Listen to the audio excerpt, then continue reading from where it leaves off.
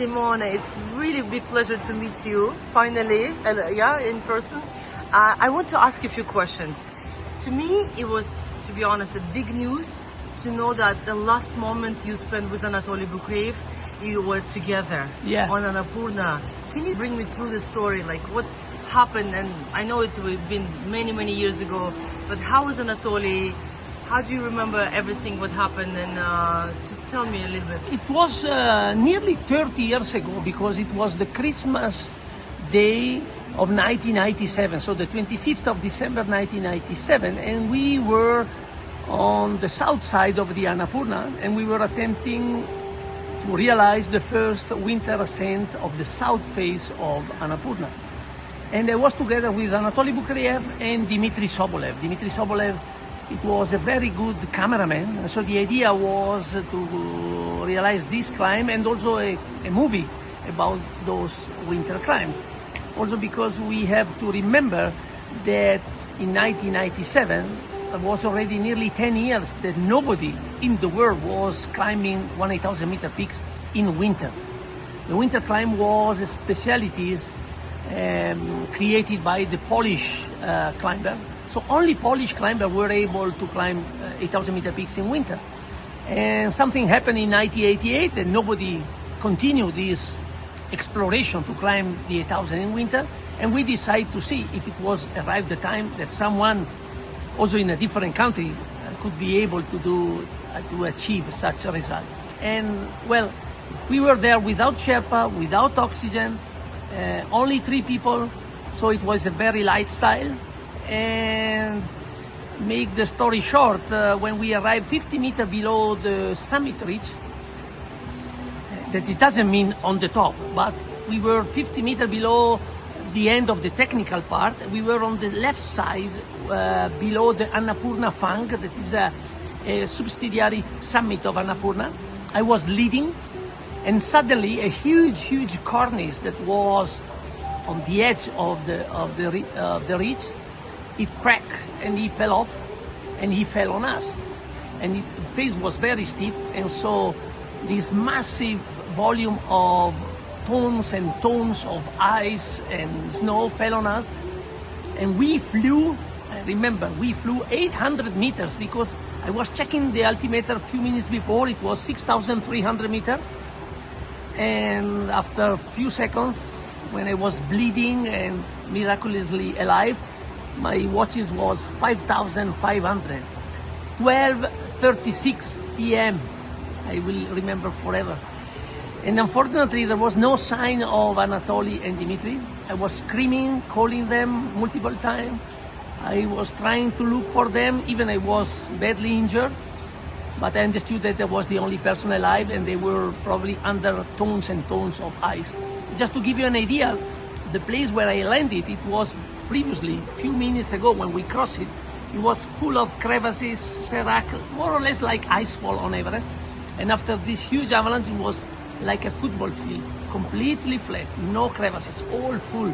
So probably they are there, under there. And Anatolii was a special person. It was my hero, and I had the privilege also to become one of his best friends. He was calling me my little brother. He was nearly 10 years older than me. But we chose each other as a climbing partner in 1996, so one and a half years before. Immediately after the tragedy of Everest, the famous book John Krakauer wrote about that story, it talks also about Anatolii BUKREEEVA in the wrong way, because he's described as the guilty, or he has some responsibility. He is just a hero of that story, okay? Just a hero with zero responsibility. And he is told not only by me, but he's told by all the climbing community in the world, okay? And he was suffering a lot about this accusation. And when we met, it was still fresh, the pain of those stories. And we climbed Shisha Parma together, and then we start to talk each other. And this Russian hero and this Italian guy become so friendly and friends, and we became a special team. So then we went to climb Lhotse, and then we decided to go on Annapurna. And unfortunately, I was, and I am, the only person, the last person who saw Anatolii BUKREEVA and Dmitry Sobolev alive. How did your life change after that event? You know, when you challenge your life, or when you experience, because it was not a challenge, when you experience such tragedy, you have two choices. Or give up and believe that staying at home you find the safety, Yeah. or to stop some months, and I had to stop to recover from the bad injury, and do the simple question to yourself. And the simple question I did to myself is, Simone, why you was there? Someone pushed you to be there? And the answer is no. Okay, what you was looking there? Fame? No. You was looking success? No. So what you was looking? And the answer is happiness. Because climb mountain, I found the happiness. With or without summit, in any case, I came home a happy person, and a different person, a better person. So if climb mountain, it had been the way how I discovered and I found the happiness. Well, when you find the happiness, is even more intense than when you find love, okay?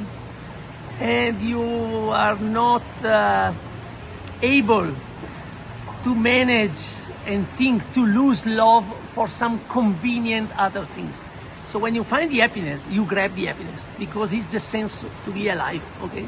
So I said, okay, Simone, if you find the happiness, even it was a tragic moment in this path, you have to continue to do it. Also on the memory of another person, Anatolii, who was happy to be there in that winter because we choose to be there. And so I decided to continue, and it was a good decision because the Simone Moro after the tragedy is a better Simone. I like much more myself after than not before. So it changed me a lot. And also to be so long time with Anatolii changed me a lot because he teach me so many things. Can you tell me like few things that he taught you? Well, I just tell you one sentence that is Okay. very important. He told me, Simone, if you want to become a strong high altitude mountaineer, it will be not only a matter of training or physical attitude, muscular attitude. You have to become a high altitude animal. It means you have to smell the danger. You have to become like a snow leopard. Yeah. The snow leopard is not running behind the other animal to hunt them. The snow leopard is hiding himself and wait the right moment to grab what you have to do. And this is the same also in the high altitude. Sometimes you don't have always to rush up and down, up and down, up and down. You have to stay there, wait the right good window moment, the right condition, and then boom, jump on them. So let's say the metaphor is a high altitude mountaineer has to be like a snow leopard instead of another animal who has to run a lot behind the others. Do you think he felt anything before the day he died? Like, was there any signs that he was I think actually yes. smelling it? I think yes. All those who are going to the Annapurna Sanctuary base camp will find a monument dedicated to Anatolii BUKREEVA. And that monument is in a special place because I was watching Anatolii many times going that place and watching the mountain, and he was moving the nose exactly like a lion or a gazelle. He was feeling or smelling something. And probably he was feeling a particular danger, okay? And you know, a gazelle, sometimes is moving the nose and he escaped without seeing the lion. There are some other gazelle who are moving the nose and wait that the lions appear and then they run away, but it's too late. So Anatolii is the confirm that the humans can predict everything, because if he could predict the death, he could escape. But believe me, he was a special person with a special soul, a pure soul. And you know, it changed me also the mentality that I have related with the Russian culture and the Russian country. You know, I came from Italy. I have certain historical and political influence. So the humans usually are more oriented in define good people and bad people. Okay, and this is the biggest mistake that the humans are always doing, because they sometimes define bad or good people that they never met, just because they have some ideas that is an artificial idea. So when I met Anatoly, I discovered a completely different kind of person that I was expecting to meet. Very sensible, very quiet, oriented to listen instead of talking. So it was probably the most modern and open-minded person that I found. So that's why I fall in love with all the Russian culture. And when I said Russian, I use the words that it doesn't exist. All the Soviet words, okay. When I said Russian, I include also Kazakhstan, Kyrgyzstan, Tajikistan, Ukraine, Russia, and Georgia. So all this big portion of word is a piece of word that I fall in love a lot. And that's why I'm always climbing mostly with Russian people, or Kazakhstan people, or Georgian people, or Siberian people, and so on. You know, I'm starting my climbing life Yeah. just like a few years ago, right? A lot of people ask me, Victoria, you know, it's very dangerous. You can die. You have a daughter. I guess you get these questions, right, from your side. What is the risk, and how do you actually explain people why you go into the mountains? Because it could be, I always say that, and I understand it could be one-way ticket. What can you say when people ask you those questions? Well, life is a one-way ticket. What is certain, we never ask to born, and we will never ask to die, but we born and we die. So it is a ticket with the different timing, okay? It's like to take a train, and you don't know exactly in which station you are requested to descend, okay? And well, you have two options. Stay seated boring and see which is the destination, or you are looking for your destination. And the destination is not a physical destination, it's a soul destination called happiness. So the only advice, and the biggest advice that I gave to any humans, mountaineers, doctors, lawyers, teacher, priest, whoever, is that we are here for a very short period of time, giving a sense of this lottery that we won. And we have to look for happiness. And when you find the happiness in curing people, in teaching people, in climbing mountain, or to be a mother, to be a doctor, to be a priest, well, if this give you happiness, is giving sense of your tickets. So don't fall in the trap to explain to the other why you are doing something. You have just to explain to yourself, are you using the time, this lottery time you have here, to become an intense person who is living an intense life? If the answer is yes, you don't have to explain to any other else. You are responsible of yourself. And remember, before to be able to love someone, you have to learn to love yourself. And when you love yourself, you have a lot of love to give to the other. When you hate yourself, or when you sacrifice permanently yourself just to try to love the other, you are not an example, because you don't know the love. You are trying to give some other people the love, but you are not experiment love on yourself.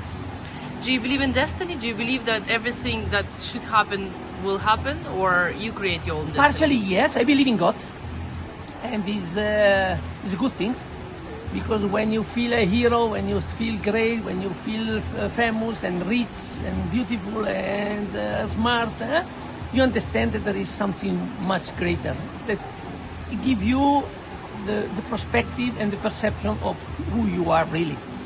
And the destiny, I believe in the destiny, but it's not written before you born. You are writing your destiny. It's like to be lucky or unlucky. Lucky is not only a pure lottery. You can help the luck, what it means. If it is late, if you are tired, if it is cold, and you are 200 meters to the summit, and you gave up and come back, you probably will survive. If you continue to the summit, and if you are still alive, in that case is pure luck. But sometimes you have to help the luck and the destiny. So just believing that everything is written is too easy. We have also this freedom to influence our destiny. In fact, also in the religious approach, we are free to decide our destiny and also our relation. And so we can, let's say, adjust the path that is written for us, okay? And this is another wonderful thing. So we have to look for in which we are able to manage our destiny. You know, you saved a lot of people during the rescue. So you see a lot of people get bad injured sometimes, or get tired, frozen, nearly dead. What you can describe that there is something that connecting all these people or all this situation? Is there anything you discover about it? Like, you know, doing this for so many years and seeing people nearly dead, like, is there anything you noticed that no one can see? One thing that I noticed is very few people after that moment said never again. Most of the people, they return with a new approach, with a learning approach, with a more prudent approach. But very few people, when they experience that, said, I'm lucky, now I stay seated on the sofa because sofa is safe. Sofa is boring, sofa is not life, okay? We are all adventurer in the medicine, I told you, in the faith, in the soul, in the school, in many things.